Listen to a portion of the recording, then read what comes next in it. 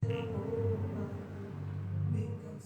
buenos días, un fuerte abrazo para todos.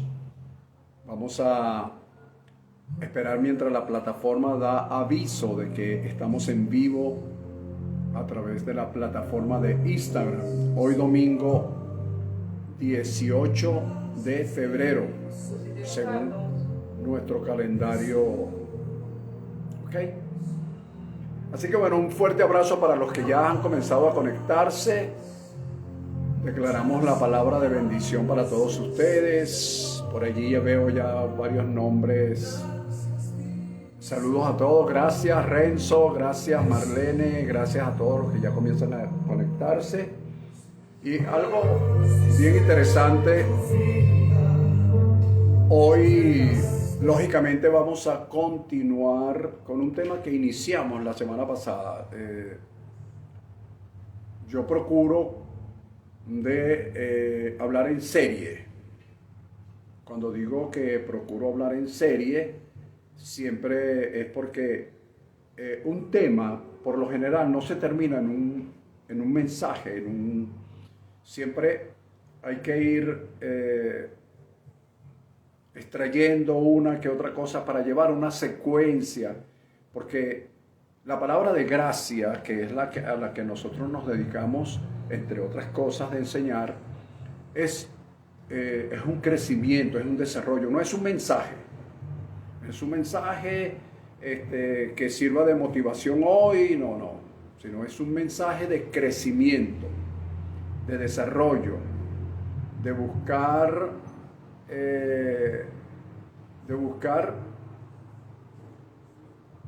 eso, crecimiento y desarrollo en las personas en todas las áreas. Y por eso la gracia cubre muchísimas áreas, lógicamente. Bien. Saludo nuevamente a cada una de las personas que ya comienzan a congregarse, a conectarse. Marlene, gracias por estar allí. Un abrazo para todos. Ana, desde el Bunquito. Renzo, desde allá de Maracay. Gracias a todos. Un fuerte abrazo, bendecido. No me da tiempo de saludarlos a todos. Pero si algunos en mi nombre quiere darles algún saludo, pues se lo dan mientras yo voy desarrollando el tema que nos compete para el día de hoy. Fíjense bien. Repito, vamos a darle continuidad, vamos a aprovechar el tiempo, vamos a darle continuidad al tema que iniciamos el domingo pasado, el cual llamamos asumir un comportamiento. Asumir un comportamiento. Esto de asumir un comportamiento suena como muy fácil, pero cuando digo pero, en su mejor sentido, se busca la manera es de que todos y cada uno podamos ir progresando y creciendo en este orden. Fíjense. Rápidamente un recuento así genérico. Empezamos el domingo pasado diciendo que cuando nosotros nos vemos en una situación real, en tiempo real, en una circunstancia, llámese buena o llámese mala, recuerden que nosotros estamos en una dimensión llamada bueno o malo, que yo expliqué en una oportunidad que a veces lo que es bueno para mí de repente no es bueno para ti, ¿ok? Y ahí, bueno, lo vemos inclusive en las dolencias, en la enfermedad. Mira, tengo un dolor de cabeza. Ah, bueno, mira, yo me tomé un Atamel y se me quitó el dolor de cabeza. Fantástico. Entonces tómate tú uno y resulta que esta persona se toma 2 y 3 y no le funciona. ¿Por qué? Porque son circunstancias distintas, son metabolismos, organismos distintos. El origen del dolor de cabeza pudo haber sido diversas causas, en fin. Entonces, pero nosotros estamos en esa dimensión de lo bueno y de lo malo, porque por supuesto estamos en la dimensión adámica. Y al estar en la dimensión adámica, Adán nos permitió a todos entrar en una dimensión de lo bueno y de lo malo. Jesús, la Escritura establece que Jesús vino por medio de su sacrificio en la cruz a recuperar lo que se había perdido. Y lo que se perdió, pues, entre otras cosas, fue la justicia, lo justo. ¿Ves? Entonces, cuando vemos que Dios actúa de una forma, nosotros decimos, oye, eso no es bueno. Pues eso no es malo, empezamos a hacer juicios o juicios propios o posturas propias que nos hacen, como decíamos el domingo pasado, a tener preguntas tales como: ¿por qué estoy en esta situación? ¿Cómo llegué a esto? ¿Qué hice o qué dejé de hacer para estar en esto? Por supuesto. Y entonces empezamos a hacer una mirada retrospectiva de nuestras vidas y decimos: oye, no fui tan malo como para merecerme esto. Y justamente en ese momento nace preguntas como, bueno, esto yo no me lo merezco, yo no sembré para esto, ¿qué hice yo para merecerme esto? Y lo otro que viene es que comenzamos a buscar culpables. Lógicamente nos exoneramos nosotros y decimos: si yo no soy el culpable, entonces ¿quién es el culpable? Entonces comenzamos a ver la culpabilidad y le empezamos a echar la culpa a las cosas, a las circunstancias. Le empezamos a echar la culpa, inclusive el primer culpable es Dios. Dios es el culpable porque de Él provienen todas las cosas. En fin.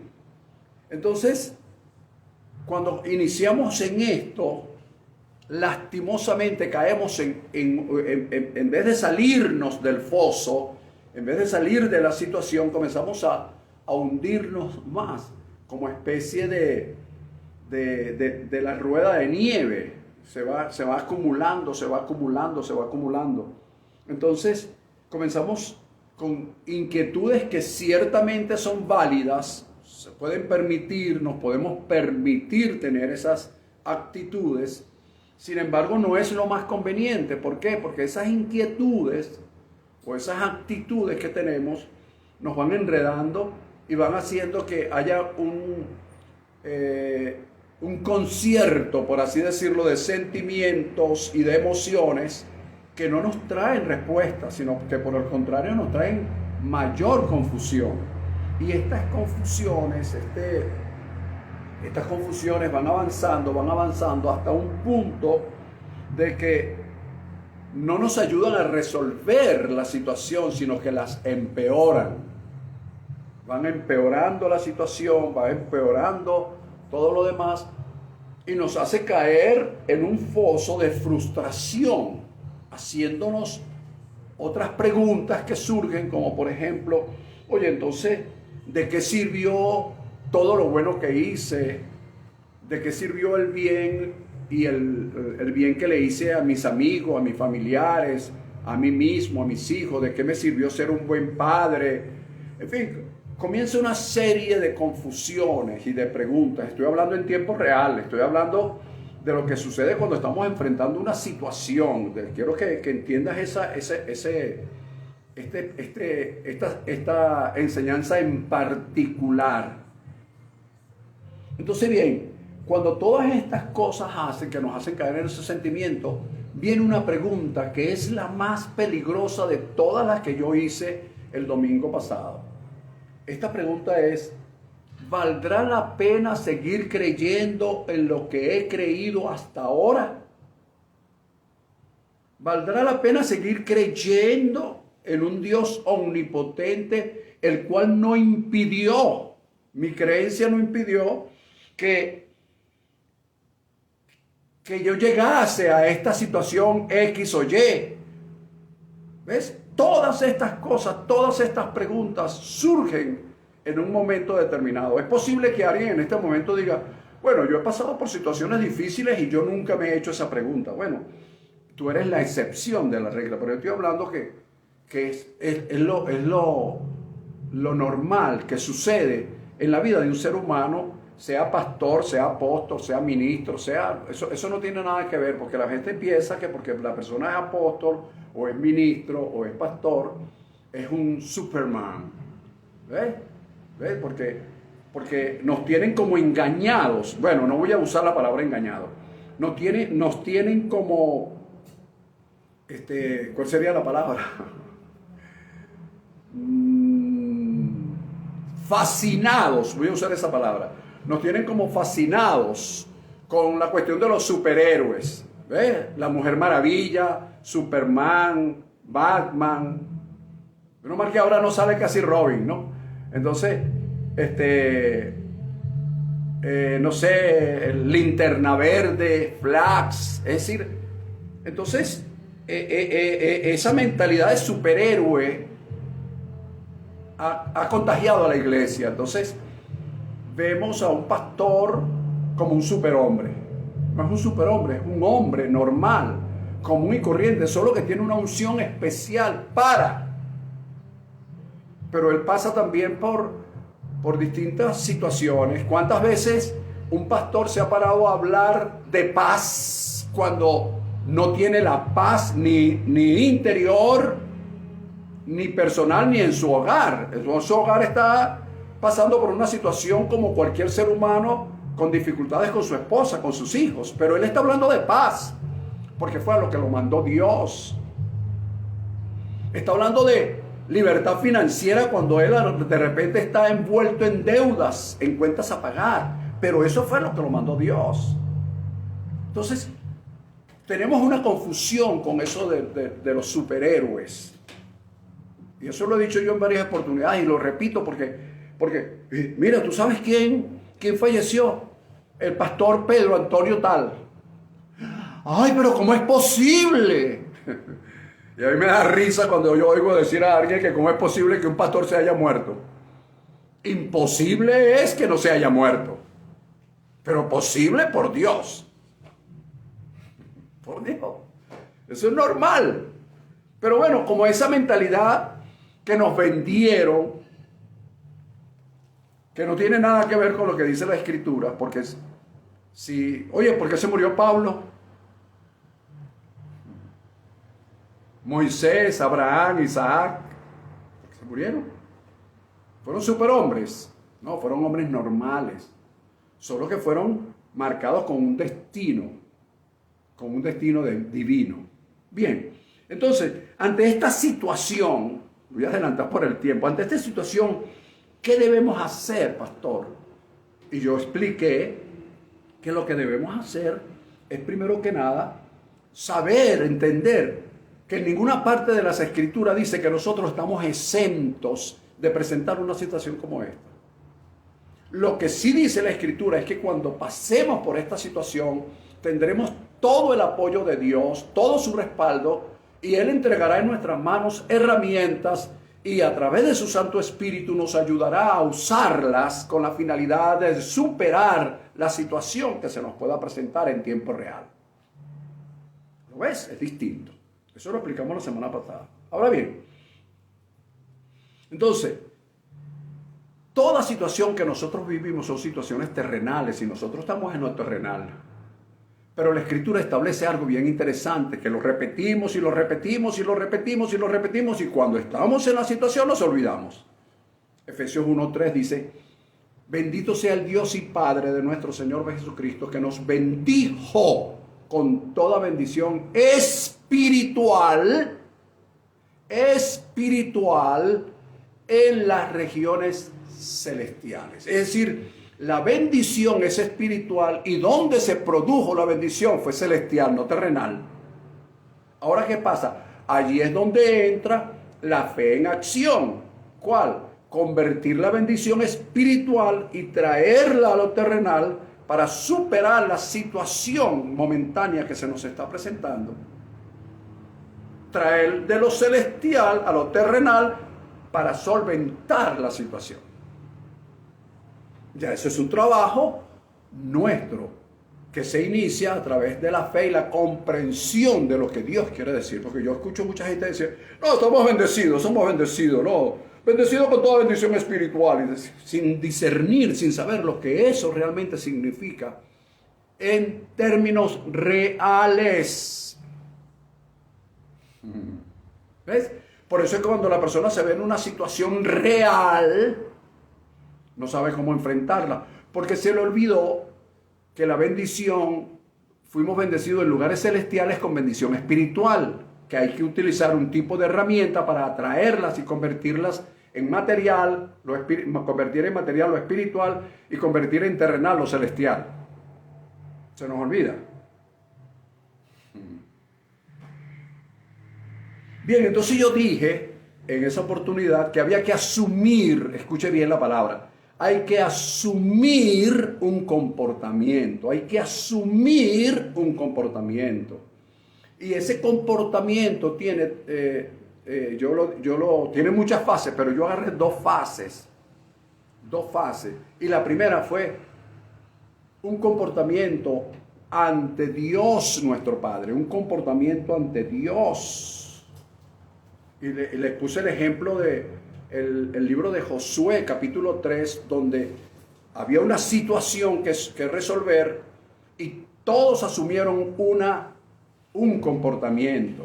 Josué asumió su comportamiento de líder, los militares su comportamiento de militar, de instruir al pueblo para lo que iban a enfrentarse. El pueblo asumió un comportamiento, los sacerdotes asumieron el comportamiento de sacerdotes y así sucesivamente cada uno de ellos fue ocupando un lugar, una posición, un comportamiento. Capítulo 3 del libro de Josué, léalo por favor. Entonces, hoy día nos corresponde a nosotros tomar una posición o un comportamiento ante una situación X o Y. Y yo decía que había que tomar un comportamiento delante de Dios como, cuando estemos delante de Dios, nuestro comportamiento debe ser como de un cordero, como la de un cordero. Un cordero tiene la particularidad de ser dócil, sumiso, manejable, tierno y siempre dispuesto a hacer lo que su señor, su amo, le diga. Esas son, ¿ves? Entonces, esa es la actitud ante Dios como un cordero. ¿Lo ves? Para que a través de esa posición, Dios, en la ternura, ¿ok?, en la sumisión, en la docilidad, Él pueda ministrarnos a través de su palabra y darnos las instrucciones de lo que podamos hacer delante de la situación. Tocamos textos bíblicos en 1 Corintios capítulo 3, donde se nos habla de que algunos que somos colaboradores de Dios, que unos siembran, otros riegan, pero el crecimiento lo ha dado Dios. Somos servidores de Dios, ¿ok? Pero todo lo demás depende de Dios. También hablamos de 2 Corintios capítulo 5, donde hablamos de que somos nuevas criaturas, que se nos dio el ministerio de la reconciliación, se nos encargó la palabra de reconciliación, se nos hizo embajadores de Dios, como que si Dios rogase por medio de nosotros, y se nos hizo justicia de Dios. ¿Ok? Todo proviene de Dios. Entonces allí había que subir esa actitud. Otra actitud dentro del mismo parámetro delante de Dios, de ser ese cordero dócil, afable, amable, ese cordero manejable. Había que ser un negociador. Había que negociar, tal como lo hizo Abraham en el capítulo 18 del libro de Génesis, tal como lo hizo Moisés en el capítulo 14 del libro de Números. Hay que ser negociador, hay que negociar con Dios. O sea, tú no puedes llegar a Dios a exigirle, sino a negociar cuando estás en una situación real. Bien sea cuando vayas a interceder por ti mismo, por tu familia, por un familiar, por un amigo, por un ministro o por quien vayas a interceder. Es cuestión de negociar. Entonces la pregunta que nos hicimos fue ¿por qué? Bueno, la respondimos según 2 Crónicas 16:9, donde dice que los ojos del Señor contemplan toda la tierra, para mostrar su poder a favor de los que tienen corazón perfecto para con Él. ¿Ok? Y luego entramos a la otra dimensión, que es la dimensión de el comportamiento ante las circunstancias adversas. ¿Ves? Un comportamiento ante Dios, enfrentando la misma situación, pero tengo un comportamiento dócil delante de Dios, pero ahora ya terminé de estar allí en esa intimidad con Dios, ahora me voy a trasladar a enfrentar la situación como tal. Ahí cambia mi comportamiento, ¿ves? Ahora tengo que asumir otro comportamiento. Es decir, hay una transformación, hay una metamorfosis de pasar de cordero a león. Pero es una metamorfosis espiritual, es una metamorfosis simbólica. ¿Ves? Porque a veces hacemos lo contrario. Ante Dios pegamos 4 gritos. Y ante las circunstancias nos humillamos. Es decir, ante Dios estamos erguidos, con orgullo, con no sé con qué otra cosa. Pero ante las circunstancias doblamos rodillas. Y es el contrario. Bien. O debería ser el contrario. Entonces, en este comportamiento tomamos Jeremías capítulo 1, desde el versículo 4 y siguiente hasta el 19, donde yo recomendé que se leyera para que hoy pudiésemos entrar en esta dimensión, ¿ok? Entonces allí se nos habló de que fuimos llamados para arrancar, para destruir, pero también fuimos llamados para edificar, en fin, todas estas cosas. En este comportamiento, dijimos la semana pasada, que se despierta el espíritu de lucha, un espíritu combativo. El cordero no combate, el cordero es llevado.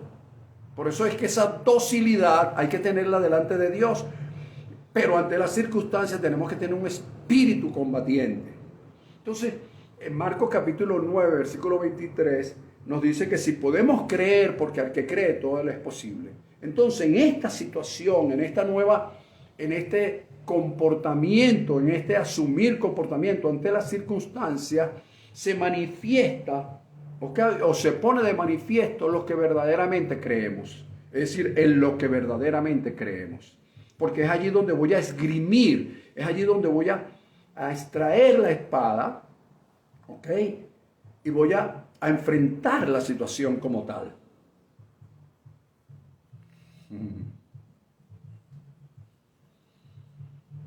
¿Ok?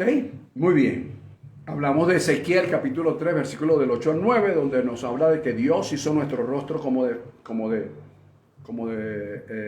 un rostro fuerte, una frente de diamante para ir en contra de las situaciones y nos recomienda pues no tener miedo. En fin, concluimos ese domingo de que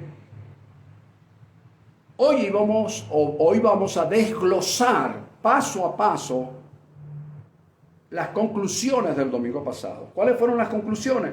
Predestinados con una unción profética, sufrimos una metamorfosis, fuimos enviados por Dios para ser, para estar, para tener y para decir lo que Él nos dice que digamos. Tal vez hoy no desglosemos todos los 7 puntos que hablamos ese día. Permiso. Pero vamos a desglosar lo mejor que podamos, por lo menos el primero.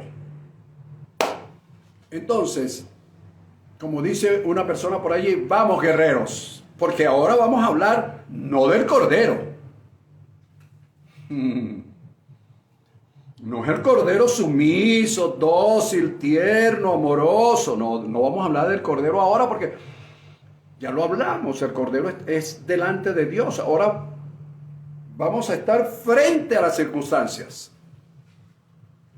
Y frente a las circunstancias hay que asumir el comportamiento que asume un león ante las circunstancias. Un león que protege a su familia, un león que se protege a sí mismo, un león que se sube a una colina y emite un rugido con la finalidad de decirles a todos los que están alrededor de él: aquí está papá. Les dice a sus leoncillos: aquí está papá. Aquí está papá para defenderlos, aquí está papá para protegerlos, aquí está papá para sustentarlos. ¿Ves? Entonces ahora nos enfrentamos a las circunstancias. No como cordero, porque ya esa actitud la tuvimos ante Dios. Si es que la tuvimos. Te estoy hablando entonces de asumir un comportamiento ante las circunstancias, que es el punto que vamos a desglosar o a empezar a desglosar el día de hoy. Muy bien. Jeremías capítulo 1, versículo 4 al 19, Ezequiel capítulo 3, versículo 8 al 9, son la base, sobre esta base vamos a estar desglosando lo que hemos venido hablando. En palabras sencillas. Número 1. ¿Cómo asumo entonces el comportamiento ante las circunstancias? Y yo te respondo de la siguiente manera. Saber, entender y comprender que ante la circunstancia hay que asumir el comportamiento de que tenemos una unción profética. Escucha la palabra. Tenemos una unción profética. Una unción profética. Entonces, ¿a qué me refiero con eso? El Señor Jeremías en el capítulo 1, versículo 5, él dice que vino palabra de Dios a su vida y le dijo: antes de que te formases en el vientre de tu madre, yo te conocí, dice el Señor. Antes de que nacieses, te santifiqué y te di como profeta a las naciones. Fíjate bien. ¿Por qué le dice Dios todas estas cosas a Jeremías? Porque Jeremías iba a enfrentarse a una circunstancia y no se podía enfrentar a la circunstancia como cordero. Tenía que enfrentarse entendiendo que tenía una unción profética distinta, llamada una unción profética que le iba a dar capacidad para soportar los avatares de la situación, pero que también le iba a dar la capacidad y la fuerza para enfrentar la situación. Porque a veces nosotros le pedimos a Dios que nos evite.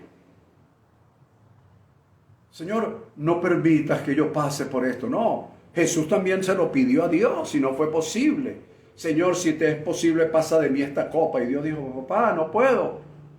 Una de las tantas cosas en las que Dios no podía era evitar que Jesús pasara por la situación en que tenía que pasar, porque para eso vino.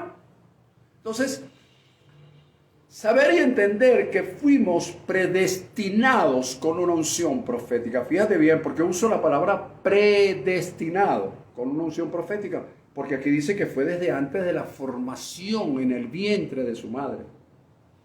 Y antes de que naciera, predestino, eso es predestinación, por donde lo veas. ¿Ok? Otra cosa bien interesante que podemos corroborar con Gálatas capítulo 1, versículo 15, lo que establece el apóstol Pablo en Gálatas. Él dice que también sucedió lo mismo, algo muy parecido con él, que él dice que Dios lo apartó desde el vientre de su madre. Y cuando le plació a Dios, le plugó a Dios, le agradó en tiempo y espacio para que él predicase a su hijo entre los gentiles. Fue algo de Dios, no fue que él lo buscó, se metió a un instituto bíblico, a un pedagógico bíblico, o estudiar teología porque él quiso. No, fue que Dios lo preparó para una situación como tal. Entonces, bien,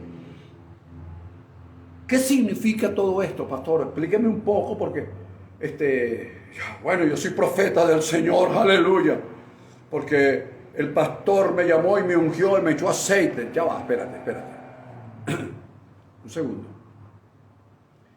Voy a hablarte un poco sobre la unción, pero una cosa así por encima, no voy a profundizar. La unción en el antiguo pacto era un ungüento que se hacía con especies específicas. Repito, la unción en el antiguo pacto era un ungüento que se hacía, era una fabricación, era un perfume con unas especies específicas que Dios le ordenó al perfumador de cómo hacerla en tiempos de Moisés.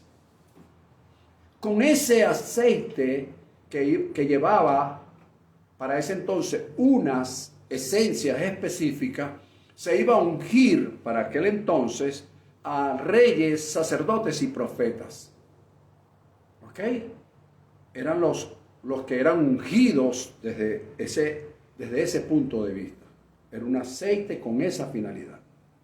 Ahora bien, ¿qué es la unción en este tiempo? Ahora es un ungüento espiritual. Porque Dios nos bendijo con toda bendición espiritual. ¿Dónde nos bendijo? En lugares celestiales, para manifestarlo después de la cruz. Porque aunque lo hizo en eternidad, de alguna manera tiene que manifestarse en el tiempo. Entonces, la unción, desde hasta donde nosotros hemos estudiado, es el amalgamamiento de la palabra revelada con el Espíritu de Dios. Una vez que la palabra revelada se une, se junta con el Espíritu, se produce algo. Produce algo en el mundo espiritual. No necesariamente tiene que ser público y notorio. No necesariamente tiene que ser público y notorio. Puede ser, pero no necesariamente. Es decir, yo no necesito ahora el ungüento con aceite o con esas especies específicas, porque tengo ahora la palabra que está escrita, que una vez que se me revele, se amalgama con el Espíritu y produce algo en mí. Y la finalidad de eso que produce en mí es que levanta las cargas, pudre los yugos y me da dirección. Rompe los yugos, levanta la carga y me da dirección, entre otras muchas cosas. Pero para eso es la unción en este tiempo. No es una unción para yo estar tocando, empujando, soplando.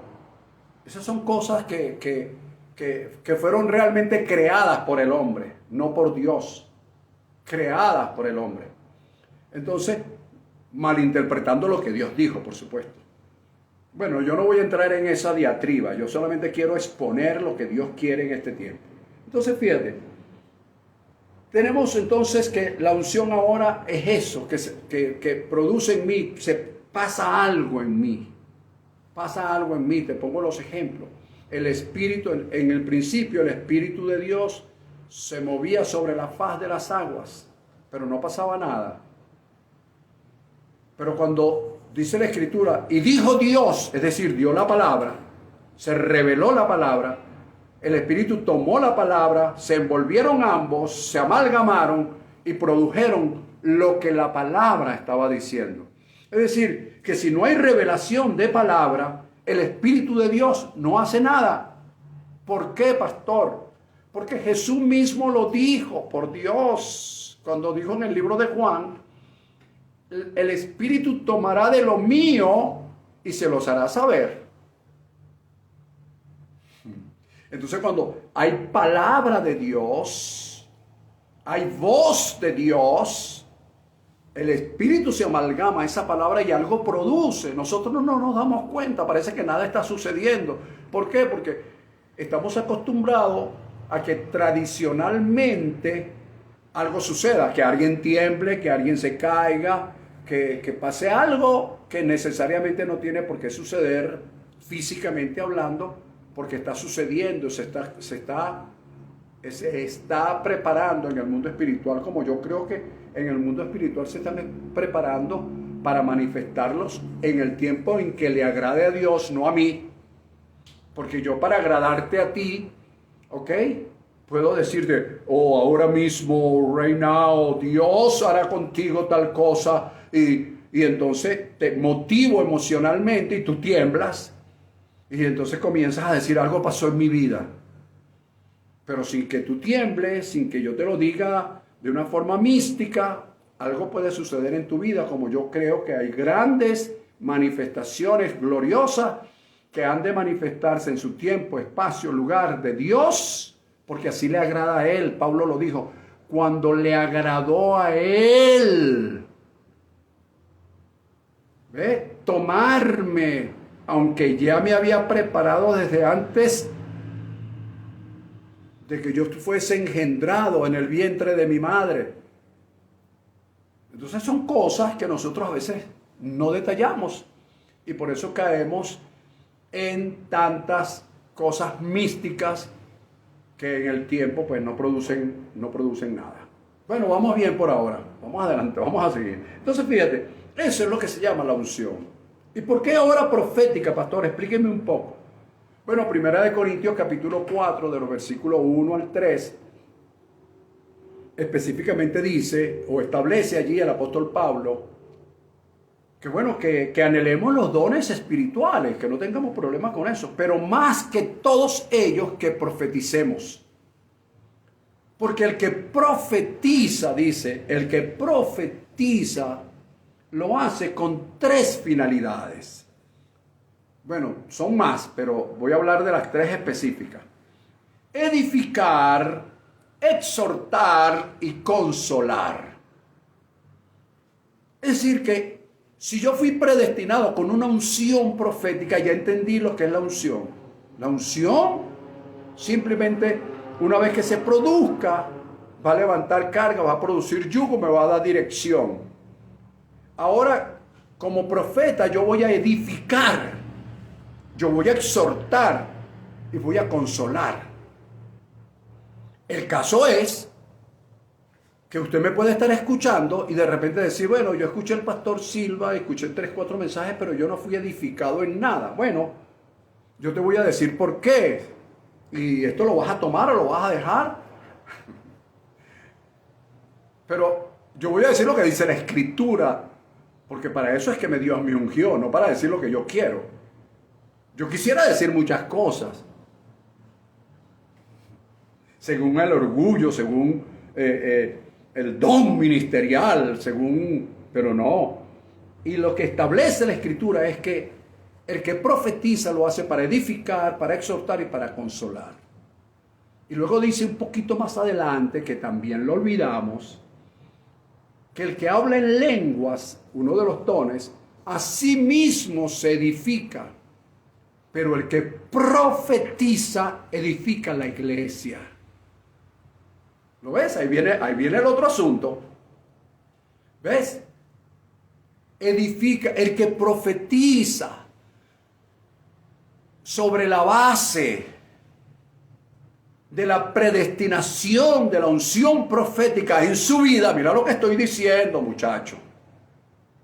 El que profetiza sobre la base de la predestinación de la unción profética, de la cual estoy hablando, para enfrentar las circunstancias, asumir un comportamiento ante las circunstancias. ¿Ves? Porque para asumir las circunstancias, ¿qué debo saber? Saber que tengo una unción profética, que es la unción, el amalgamamiento de la palabra revelada con el Espíritu Santo. ¿Cuál es la finalidad? Levantar cargas, pudrir yugos, levantar cargas, dame dirección, entre otras muchas. Y la profecía, el ser profético, para edificar, exhortar y consolar. ¿A quién? A la iglesia. ¿Lo ves? A la iglesia. Ah, ya sé. A la iglesia Santa María de Porra. No. Esos son nomenclaturas que terrenalmente le damos a congregaciones. Y decimos, Iglesia de Dios Pentecostal, las 7 estrellas. Iglesia de Dios Pentecostal o libre o presbiteriana, le ponemos el nombre de la denominación y luego le damos una nomenclatura X. Pero yo no me refiero a esa iglesia, porque esas no son iglesias, son congregaciones de hombres y mujeres que profesan un fin común. Llámese evangélico, llámese católico, llámese testigo de Jehová. Son congregaciones de personas que profesan un fin común. Y ese concepto, ¿de dónde lo sacó José Silva? Usted anótelo si quiere, si no. Son congregaciones de personas que se reúnen con un fin común. Llámese usted el fin que quiera. Ok, ahora fíjate. ¿Por qué usted habla de predestino, pastor?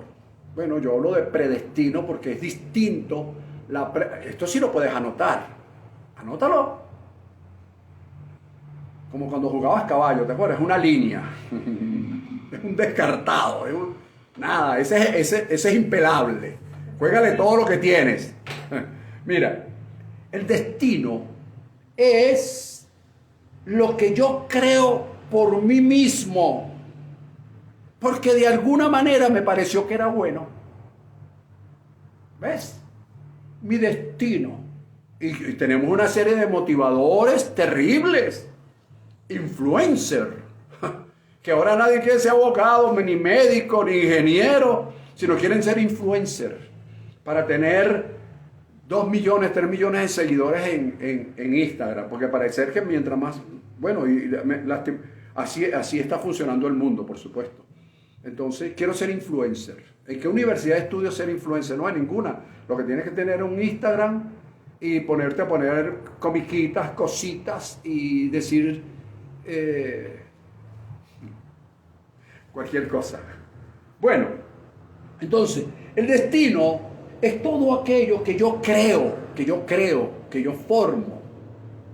¿Ok? Por mí mismo, porque creo que es bueno. ¿Ves? No, yo creo que es bueno vender pan. Bueno, creo mi destino como panadero.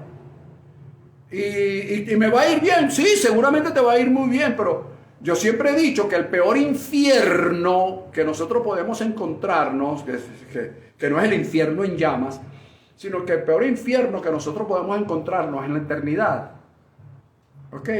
Es encontrarnos con la persona que pudiésemos llegar a ser y no fuimos, porque nosotros creamos nuestro propio destino. ¿Ves? Nos puede ir muy bien, pero de repente no es el destino de Dios para ti. ¿Por qué? Porque el predestino, ahora es distinto, ¿ves? El predestino es lo que Dios creó para mí. Y me bendijo con toda bendición espiritual en los lugares celestiales. En amor, habiéndome predestinado para ser hecho hijo suyo. ¿Viste? Entonces, yo puedo estar haciendo algo hoy que me está yendo muy bien y sin embargo no ser. Eso no está dentro del predestino de Dios, es decir, no está dentro de su proyecto para mi vida. Y me puede estar yendo muy bien económicamente, pero de repente no lo es.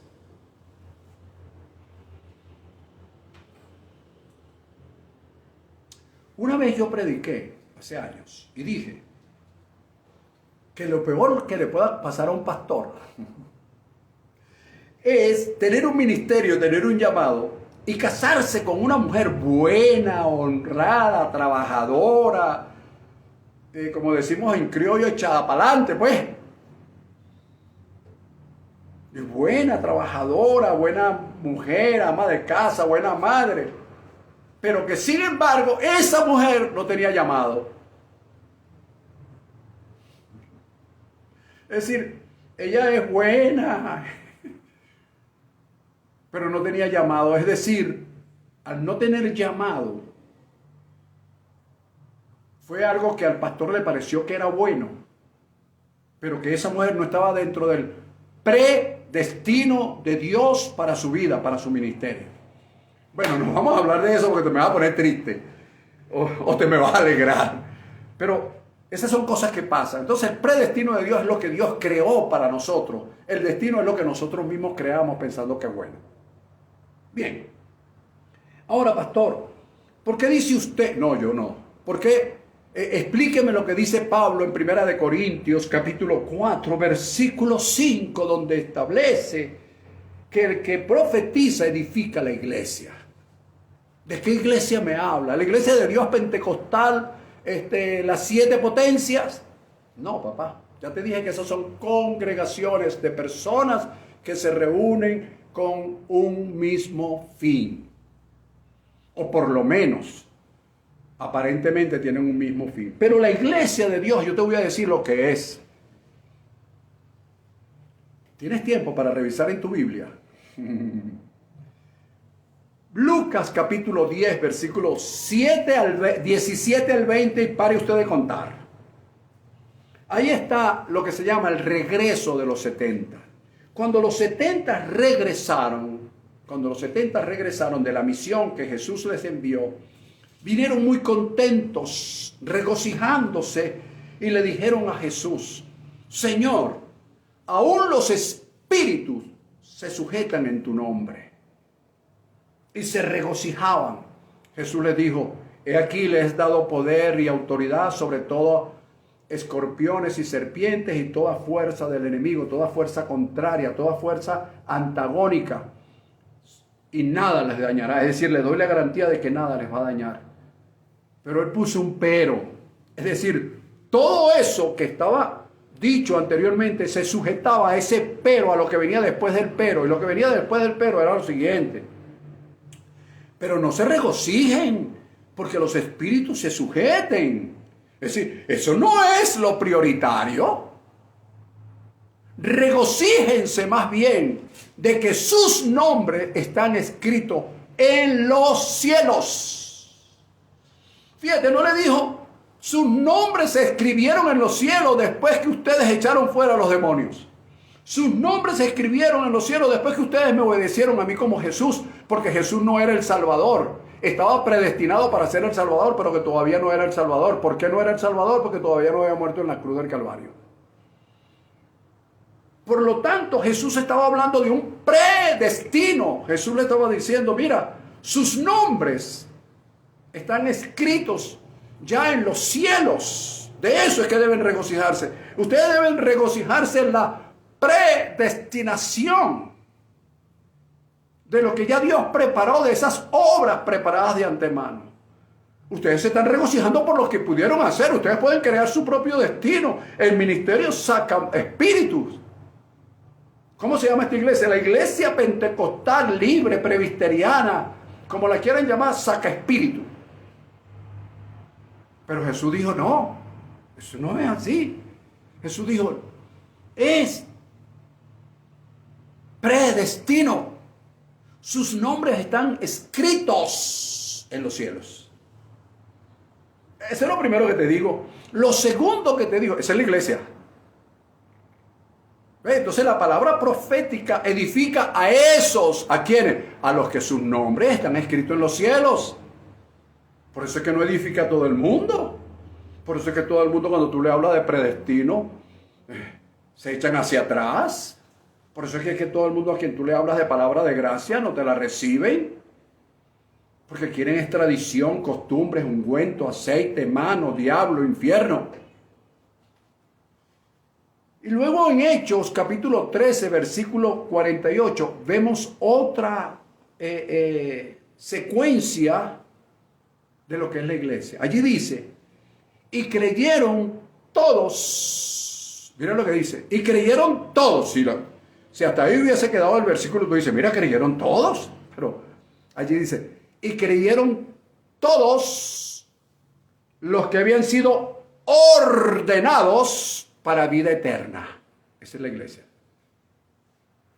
Porque la palabra iglesia quiere decir los que fueron llamados para. Los que fueron llamados para. Los que fueron llamados porque sus nombres estaban escritos en los cielos. Los que fueron llamados porque fueron ordenados para vida eterna. Eso es la iglesia.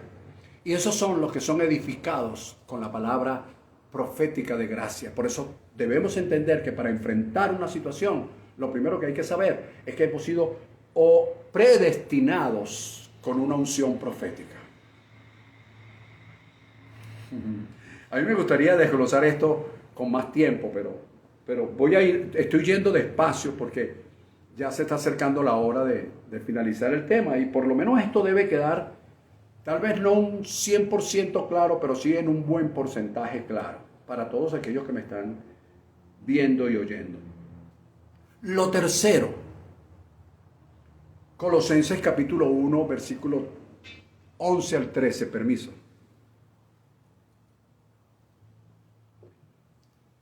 Allí dice lo siguiente, o establece el apóstol Pablo. ¿Qué es la iglesia entonces? Los que fueron hechos, dice allí, hechos aptos para participar de la herencia de los santos en luz. ¿Viste que no es cualquier herencia?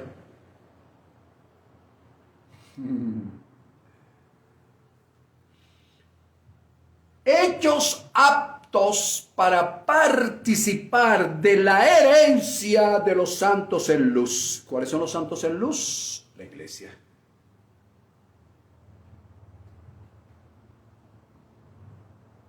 Bueno, pastor, entonces somos todos los que nos congregamos. No, no son todos los que se congregan. Son todos aquellos que asisten a una congregación creyendo que forman parte de allí, pero son llamados fuera. Son los llamados afuera a formar una congregación. No, otro error. A salir de la congregación. Ay, pastor, ¿qué está usted diciendo? A salir de las congregaciones donde religiosa mete miedo, habla de infierno, habla de diablo. Es a salir de allí. Dice, hechos aptos para participar de la herencia de los santos de luz. Sigue diciendo, librados de la potestad de las tinieblas y trasladados al reino de su amado Hijo. ¿Te das cuenta? Entonces, cuando hablamos de iglesia, no me hables de la iglesia pentecostal, las 7 fortalezas o las 7 columnas de Dios. No me hables de eso. Cuando se habla de iglesia, se está hablando entonces de los que están escritos, que sus nombres están escritos en los cielos, de los que fueron ordenados para vida eterna, de los que fueron hechos aptos para participar en su herencia, de la herencia de los santos en luz, los que fueron librados de la potestad de las tinieblas, trasladados al reino de su amado Hijo. Y para ustedes contar, pues dice, hablamos aquí de Romanos capítulo 8, versículo 29, de Efesios capítulo 1, versículo 3. Aquí podemos hablar de la revelación que Dios le dio al apóstol Pablo en sus 14 epístolas. Pero te estoy dando tips para que tengas una idea de por qué nos enfrentamos.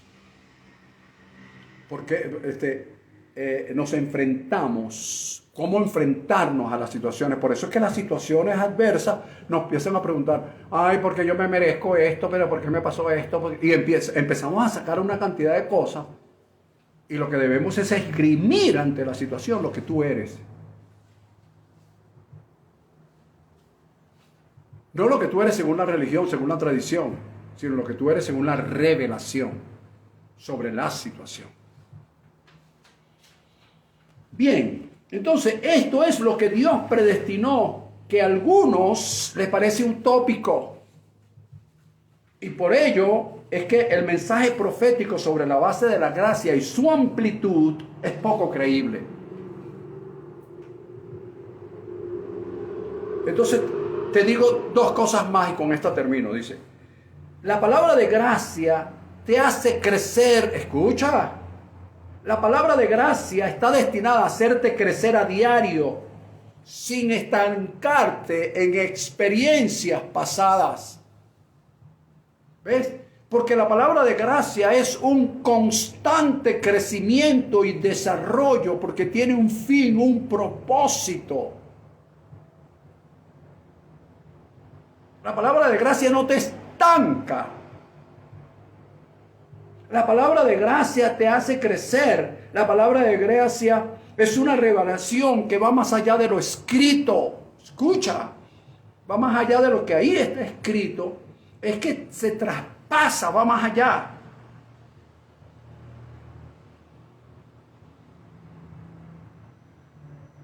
¿Viste? La palabra de gracia, entre otras cosas, tiene que quitar el miedo. Porque la palabra de gracia infunde amor. La tradicional infunde el miedo con el diablo, con el infierno, con los demonios. Que si no ayunas, que si no vigilas, que si no vienes a la iglesia, el Dios anda con un palo detrás de ti, una espada para caerte a palo. Los ángeles, hay el ángel bueno y el ángel malo. El diablo te habla, los ángeles te hablan, te vuelven loco. La palabra de gracia esclarece el camino. La palabra de gracia infunde amor, porque fuimos predestinados en amor. Efesios capítulo 1. La palabra de gracia busca abrir caminos, no cerrarte el camino. Abrirte el camino, como dice su palabra, lámpara es a mis pies su palabra y lumbrera en mi camino. La palabra de gracia busca amplitud, busca crecimiento, busca desarrollo.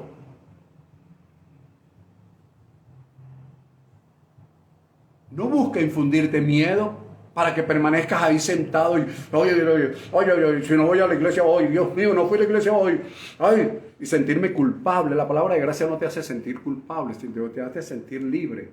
¿Por qué? Porque Dios te llamó a ser participante de su herencia con los santos en luz. Te llamó, te libró de la potestad de las tinieblas, de la ignorancia y te trasladó al reino de su amado Hijo. La palabra de gracia edifica, exhorta, consuela a la iglesia, a esta iglesia.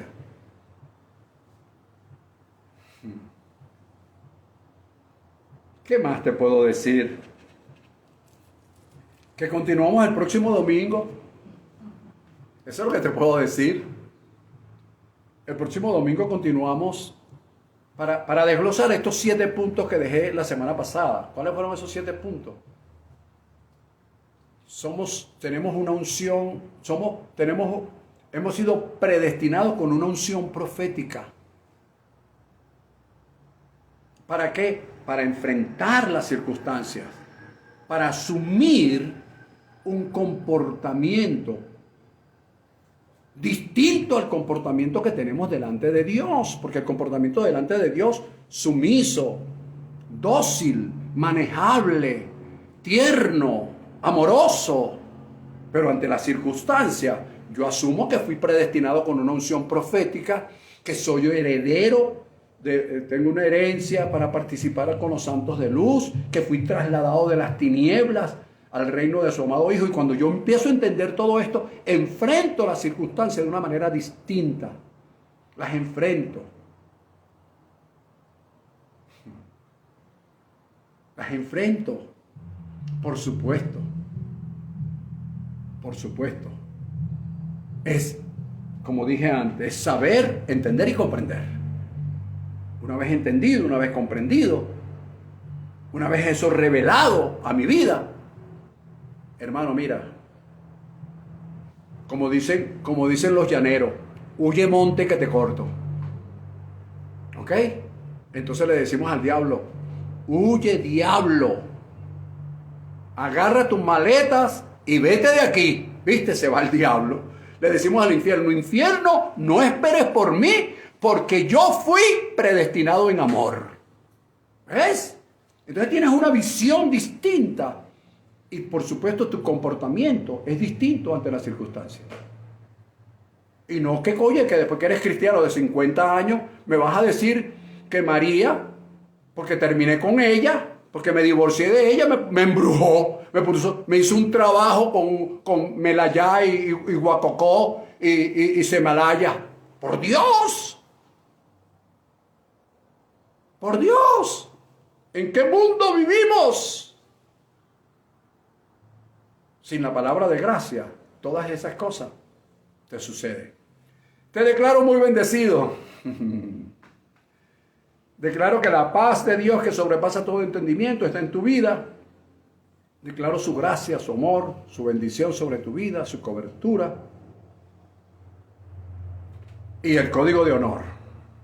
Siempre menciono el código de honor. Vivir en la verdad, andar en la justicia, andar en rectitud e integridad de corazón, haciendo siempre, procurando hacer siempre con diligencia lo que a Dios le agrada. Haciendo esto, dice la Escritura, no resbalaremos jamás. Y si resbalaremos, no nos caemos. Y si nos caemos, nos levantaremos. Porque Él está con nosotros para fortalecernos. Te declaro muy bendecido. Hasta el próximo domingo. Abrazo para todos, allá en Ecuador, Luis Gainza, su familia, allá en Punto Fijo, la familia Caguao. Bueno, por aquí está Cufati, Jessica Cufate, un abrazo para ti, Jessica. Saludos a la familia en Maracay. Bendecidos todos. Gracias por conectarse, gracias por escuchar esta palabra. Y el próximo domingo seguimos ampliándola para mejor claridad. Por allá saludamos también a Starwin Bronzo en Francia. Bendecidos.